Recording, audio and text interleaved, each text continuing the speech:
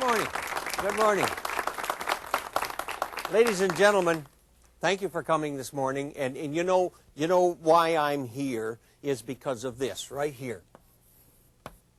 50,000.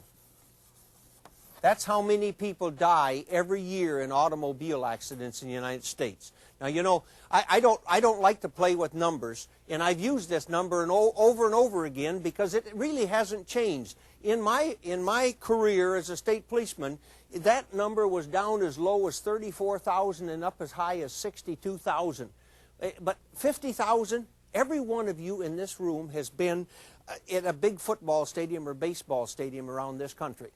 And you've sat there and you've looked at the crowd in that stadium. That's how many 50,000 people is. Will you do me a favor? If this program has any effect on you at all today, the next time you're in one of those stadiums, when there's nothing else happening out on the field, start right here alongside of you and look at some faces and some characters that you see here. Carry it out there into left field while there's just little people jumping up and down. Out there in the center field where it looks like a moving anthill, just color, you can't separate faces. Don't forget to look in the second deck, carry it all the way around here alongside of you, and look at some faces again, and then realize that many people are going to die every year in an automobile accident in the United States. Honest to God, it's mind-boggling. You read in the paper about 2 people, about 3 people, and an accident, and then you hear about another one a couple of weeks later or a couple of days later, and you don't think much about it. But 50,000 people, that's a tremendous amount of people, and you know somebody right here in this area where you live got up this morning, got dressed, brushed their teeth, combed their hair. They went out, then they got in their car, they went to work, to church, to play, wherever they were going to go. And before the night's over with, people, they're going to be a traffic fatality. They're going to have had one of these. Is it you, people? You got up this morning and came here. Now, you got to drive back home? You know, another little thing about this number? You remember Vietnam? A terrible part of our life. In Vietnam, in the 14 years we were in Vietnam, we killed 64,000 Americans. 64,000, just a little bit more than that. In 14 years. Everybody was upset that we're killing our young men in Vietnam. Over 14 years, 64,000. Do you know, people, in that same 14 years, we killed in the United States on our highways 750,000 people? 750,000. Now think about that.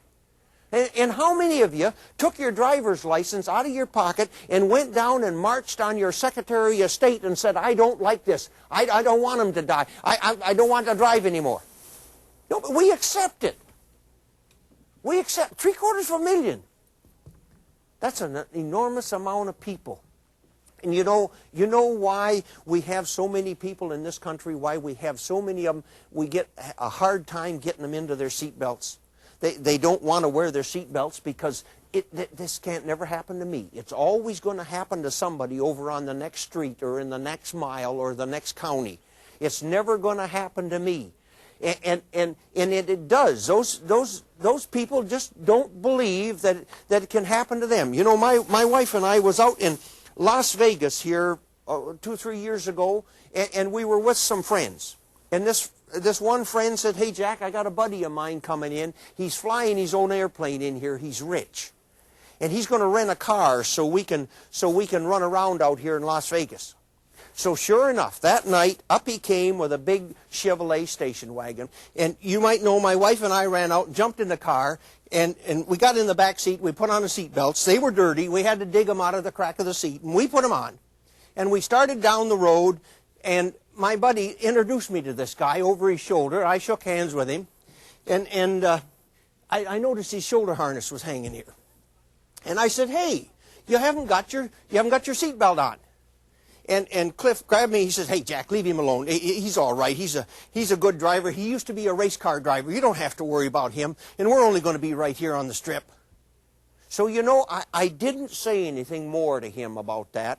And the next day, we were in the Stardust out there. If you know that place, that great big sign out in front, when we were all coming out there, he and I happened to come out ahead of everybody else, and we were standing there underneath that sign talking and waiting for him. And I said to him, I said, "Hey, I understand you used to be a race car driver."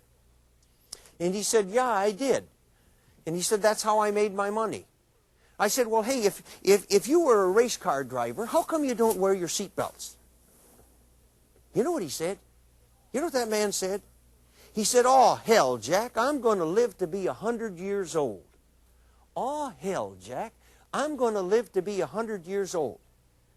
3 months after that man made that statement, he and his wife were traveling, and she was driving, and they had a head-on collision, just left front corner to left front corner. Minor, if you want to call a head-on collision minor. But in that collision, he bounced forward and got his head up here along the header of the windshield like this and shattered his neck. He's in one of these.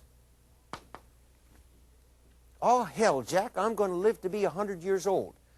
Nobody wants to really believe that they can have an accident. And these things catch everybody by surprise. You know, I preached another accident. I call it my Mother Goose story. This woman was getting supper on a rainy night, and she went over to the bread box to get some bread, and she didn't have any. So she walked over to the living room door, and she said to her husband, "Honey, I got to go to the store to get some bread." He only half heard her. And she said, "Dinner's almost ready," and she started across the kitchen, and she had an 8-year-old daughter, and that little girl said, "Mommy, can I go with you?" The little girl was smart. She knew if she got her mother in the store, that meant a candy bar, comic book, bottle pop, something. "Can I go?" And her mother said, "Sure, honey, come on." And they went out and got in the car, and they backed out of the driveway, and they started down the street. They had 3 blocks to go right down here to a little corner grocery store. And they made it a block and a half. Some guy drank his dinner on the way home, and consequently he was cutting through the subdivision trying to get himself home faster, and he was trying to drive his foot through the floorboard. And he come roaring through that intersection, and he hit that car and picked it up and carried it right out of the intersection into a big maple tree. Killed both that mother and her daughter. The husband, when his evening news program was over with, he got up and went out in the kitchen to find out what was holding up his dinner. And when he got out there, he saw the red lights flashing through the kitchen window. And he went out on the front porch and down the street. And all our headlights, the fire engine, the ambulance, the police cars, he saw the rear end of his car. And, hey, people, he came down there in his stocking feet and he's in a T-shirt in the rain. He found his wife mashed over here up against the left-hand doorpost with her head twisted around up there, jammed in here between the door and the steering wheel. His daughter had her head down in here behind the steering wheel, looking backwards towards her mother with her teeth shoved out of the side of her face, with her neck shattered.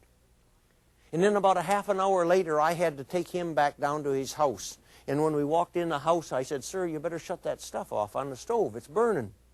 And I went over and I moved their dishes around on the table. And I laid my clipboard down there and I started making out the accident report. And that man came and sat down across from me, across that table. You know what he did? While I'm sitting there making out that accident report, he's sitting there saying, "Well, my wife and daughter have just gone to the store for some bread, and we're going to have our dinner just soon as they get home. That's all the family I got, just my wife and daughter, and my little daughter's smart, and they're going to be home in just a minute, and I'm going to have my dinner because, boy, I'm getting hungry." Every time I wanted to ask him a question, I had to reach across and take his hand and shake him and bring him back to reality. And when I did, then he would answer my questions, and then he'd go right back into that monologue again. Hey, people, just stop and think about that. That happens 50,000 times a year. How can your whole life just be turned over because somebody wants to go to the store to get a loaf of bread? They didn't wear their seatbelts. Just as simple as that. That happens 50,000 times a year.